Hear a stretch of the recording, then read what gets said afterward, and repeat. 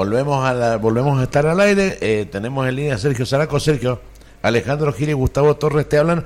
Yo antes digamos, cuando se cortó la comunicación, había hecho una pequeña presentación donde comentaba esto de que el gobierno nacional destaca la lucha contra el narcotráfico, y yo soy uno de los que sostiene que la lucha contra el narcotráfico no se mide por la cantidad de secuestros de droga que se producen, sino por la cantidad de efectos en el sistema sanitario que se produce. Así que por eso te estamos molestando a vos, para que nos cuentes si ha bajado el consumo de drogas, si se consumen drogas más blandas, o si los planes de prevención están funcionando.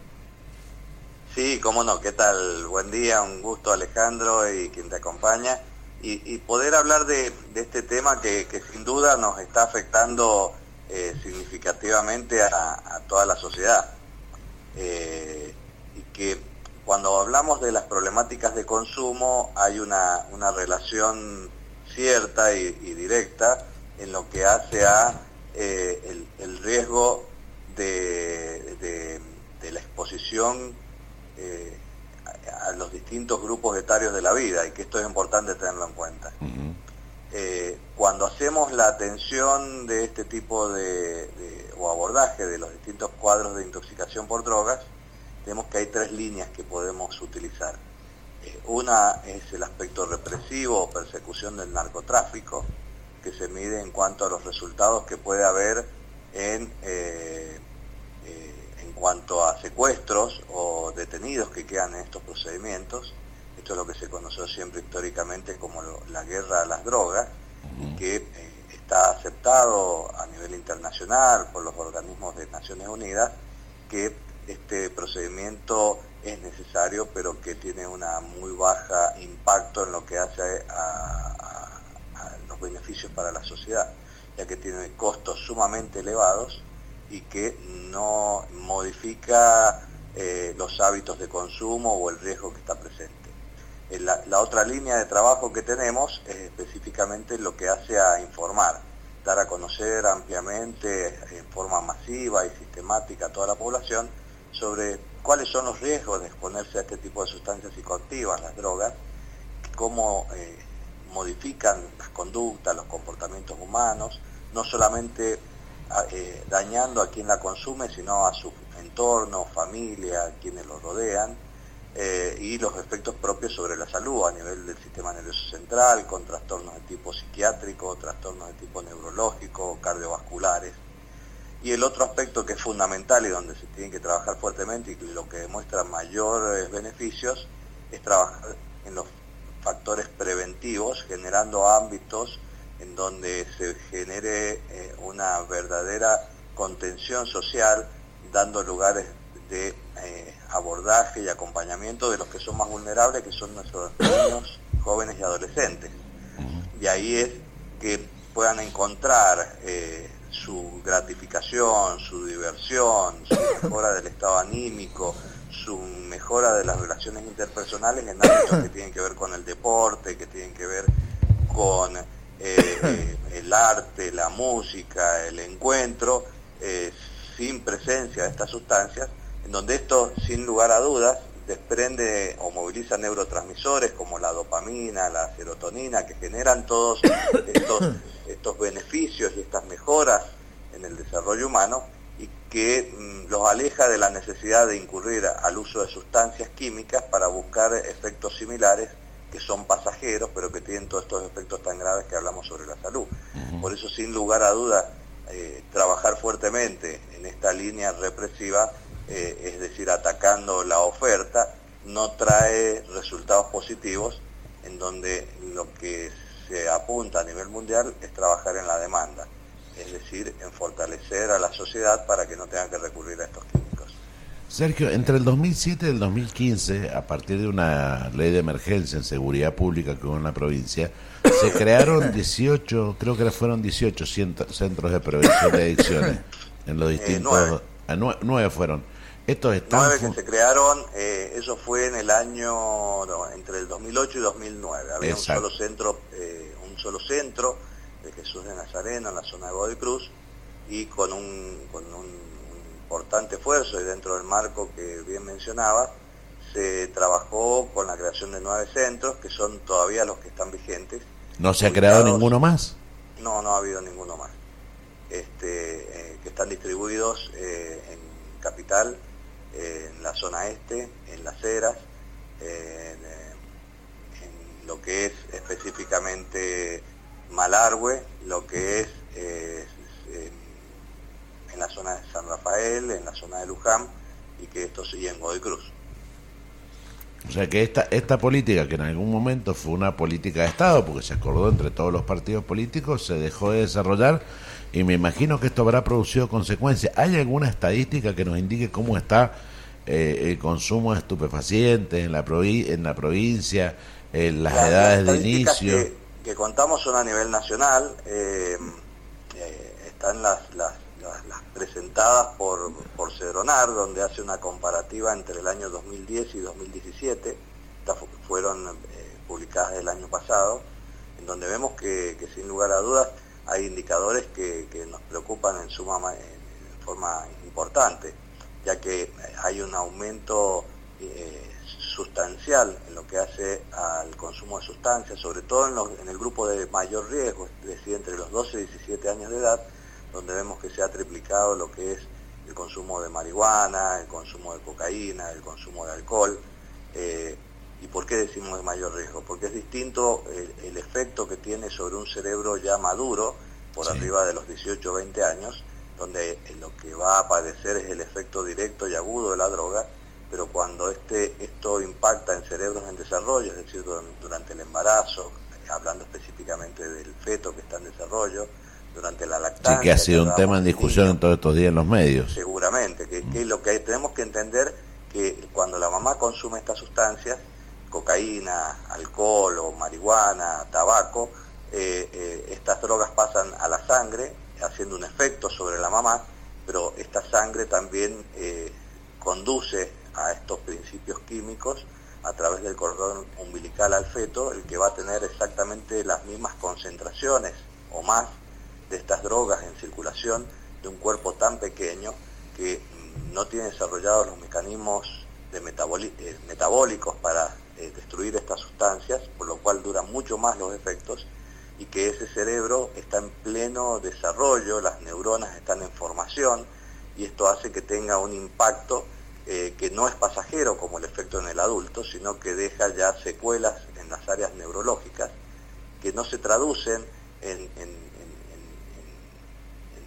forma objetiva en un primer momento, sino lo empezamos a ver a partir de los 4, 5, 6 años, donde las conexiones entre las neuronas no están dañadas, y esto empieza a haber alteraciones en lo que hace al comportamiento, con déficit de atención, cuadros de hiperactividad y trastornos cuando empezamos en la educación, sobre todo en las áreas matemáticas, en las áreas lingüísticas.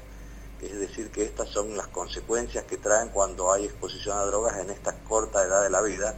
Lo mismo cuando es la adolescencia, porque el cerebro termina estos procesos madurativos por arriba de los 18 o 20 años. De ahí claramente que hablamos de que está prohibido el consumo de alcohol por debajo de los 18 años de edad. Pero no por una cuestión jurídica. No, no es jurídica ni de más allá que la ley lo dice, pero no es por eso. Exactamente. No, es por una contraindicación médica. Entonces, si nosotros hacemos esta combinación de mala alimentación, producto de la baja del poder adquisitivo, más consumo afecta a lo que es la estructura, el ladrillo, la neurona. Más consumo de drogas que matan neuronas, estamos complicados por el futuro. Exacto. A ver, no es que matan neuronas, ese sujeto uno lo ve y camina, deambula y no tiene inconvenientes, pero hay un daño a nivel de las conexiones entre esas neuronas. Es como si tuviera un cableado más pequeño, más débil. Entonces, cuando queremos encender más luces, esas conexiones no dan, entonces genera este aplastamiento en el conocimiento o en el desarrollo educativo. Lo hemos traducido también a nivel de todas las pruebas que se hacen a nivel nacional, y vemos que casualmente las zonas donde los resultados son más pobres tienen que ver con lo que hace a las matemáticas o que hacen a el área de lenguas. Entonces, un poco lo que sostenemos desde las áreas de la toxicidad nacional e internacional, que el tema que por ahí no hay que echarle las culpas a las matemáticas, sino el problema es que tenemos que trabajar, y volvemos a lo mismo, sobre la persona. Entonces esto hay que trabajarlo desde el momento mismo del embarazo, generando campañas y hablando como estamos haciendo ahora, generando una conciencia de cuál es el riesgo. Uno ya está decidiendo lo que van a hacer las próximas generaciones si no empezamos a tomar medidas preventivas en lo que hace a proteger a ese cerebro en desarrollo con una buena nutrición y no intoxicarlo con químicos como es tabaco, marihuana, cocaína o alcohol en este proceso de maduración y desarrollo que trae estas consecuencias que después van a afectar a toda la sociedad.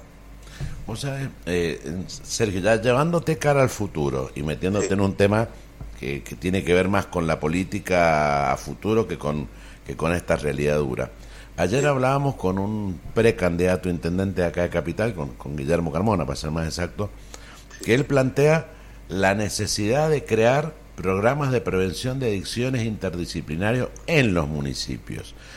Desde las áreas, concretamente él planteaba armar programas que incluyan las áreas de desarrollo social, deporte, salud y educación, fundamentalmente el área de salud mental, para trabajar fuertemente este tema en todo el ámbito departamental, porque Capital además tiene una realidad compleja que son 120.000 habitantes estables, pero tiene 400.000 que entramos a la ciudad todos los días.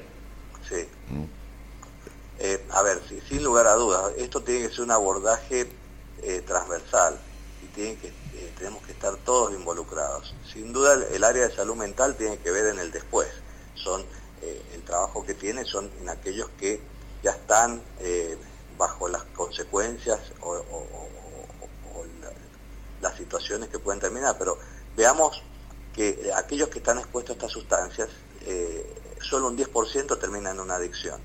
Y vemos que todas las pilas a nivel nacional se viene poniendo sobre las adicciones, como querer construir debajo de un precipicio más hospitales, porque cada vez más gente se cae por el precipicio. Lo que tenemos que proponer, y un poco lo que bien mencionaba, es evitar que la gente no caiga en el precipicio, y eso se hace con la prevención, que es mucho más rentable desde lo económico y de lo social, y que esto se tiene que trabajar desde los municipios. Claro, por eso me parecía interesante esto de hablar del deporte, la educación y la salud. Exacto, porque el niño o el adolescente y que todos buscamos situaciones placenteras, no somos sufrientes o masoquistas buscando el dolor o el daño, se busca este placer. Que lo podemos obtener a través de un éxito deportivo, de una obra de arte, de una realización en música, de una obra teatral, de una competencia. Hay distintos elementos que generan esta liberación de neurotransmisores que son placenteras, de gratificación y que ayudan a la salud mental de cada uno de nosotros, pero cuando esto no está presente, a veces se descubre porque alguien le convidó alguna sustancia, que esto se puede obtener pasivamente, que estando sentado tomando un químico, este químico libera estos mismos neurotransmisores, generando esta sensación química de bienestar y placer. El tema es que si fuera esto nada más, bárbaro, pero resulta que estas sustancias todas, y por eso son prohibidas, tienen un impacto directo sobre distintos órganos del cuerpo que terminan produciendo afectaciones orgánicas, pero también, como actúan en el sistema nervioso central, producen afectaciones neuropsiquiátricas con trastornos de psicosis, cuadros de paranoia y trastornos de ideación suicida, y que esto tiene estas consecuencias. Por eso, por ahí me molesta muchísimo cuando hablamos del uso recreativo de las drogas.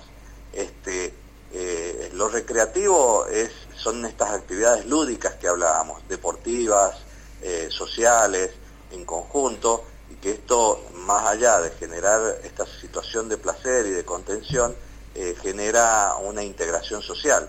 Ahora, hablar de drogas recreativas es generar una falsa visión de que ningún veneno puede ser recreativo. Entonces, Entonces ahí tenemos que hablar de que si hay un uso de estas sustancias, tienen que saber que tiene un impacto. Hoy sucede con el tabaco, gracias a campañas que se han realizado en forma sistemática, hoy todo el mundo conoce cuáles son los riesgos y asume cuando fuma tabaco.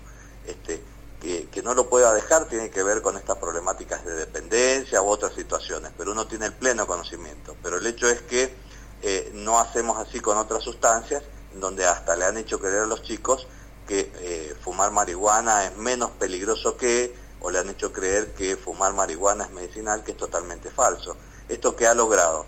Que en estas encuestas que ha hecho el Acedronar, comparando el año 2010 con el 2017, en chicos de entre 12 y 17 años de edad, vemos que se duplicó el porcentaje de niños y adolescentes que consideran que no es riesgoso fumar marihuana.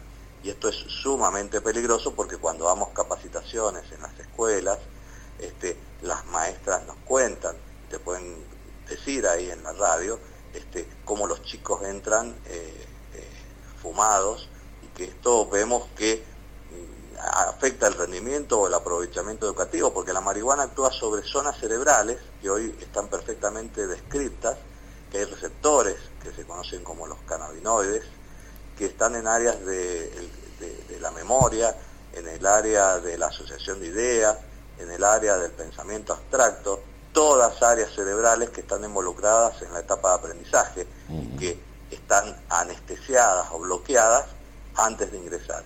Entonces acá es donde se debe trabajar, y bueno, esto se tiene que hacer desde las escuelas, desde los municipios, porque uno solo no lo va a resolver. Esto hay que trabajar mancomunadamente, fortaleciendo los clubes barriales que han desaparecido, sí, fortaleciendo distintas actividades que hemos trabajado cuando estaba hace varias décadas atrás, los clubes de montaña en cada municipio, donde un montón de chicos iban a estos clubes y se hacían salidas a alta montaña, en donde se les generaban este vínculo con la naturaleza y esta integración, los distintos campeonatos que existían, y que esto iba permitiendo toda una contención social, en donde hoy está, a través de las situaciones de inseguridad y la falta de oportunidades o lugares donde puedan ser incluidos estos niños, genera una situación de ocio peligroso, porque genera un espacio propicio para que gente inescrupulosa le ofrezca estas sustancias químicas, las drogas, en donde ante este grupo tan vulnerable y tan carente de todos estos efectos o situaciones afectivas que da el deporte o las reuniones sociales, lo encuentran, lo descubren, y empieza a haber un uso que pasa a ser un abuso, es decir, este consumo se reitera en el tiempo, y que esto desencadena distintas reacciones químicas a nivel orgánico y cerebral que terminan en adicciones, y que esto es complejo, es mucho más difícil la recuperación, que puede ser prevenido si realmente se trabajara, y gran parte del dinero que se está usando en perseguir al narcotráfico se utilice en prevenir, reduciendo la demanda, y que es lo que se apunta a nivel mundial. En el mundo, yo en los supermercados, como siempre digo, hay raticidas, y nadie va a comprar el raticida porque sabe que está ahí, pero no lo necesito ni tengo interés de consumirlo. En cambio, ¿por qué? Porque existe una percepción de riesgo, existe que eso no es saludable y que me va a dañar la salud. Entonces, si yo trabajo fuertemente sobre la demanda, por más que la droga esté allí en la esquina o en algún lugar, que por supuesto tiene que estar los servicios de seguridad evitando su presencia, pero que no van a haber compradores porque están interesados en otra cosa y que perfectamente conocen qué quieren para su futuro y para su familia.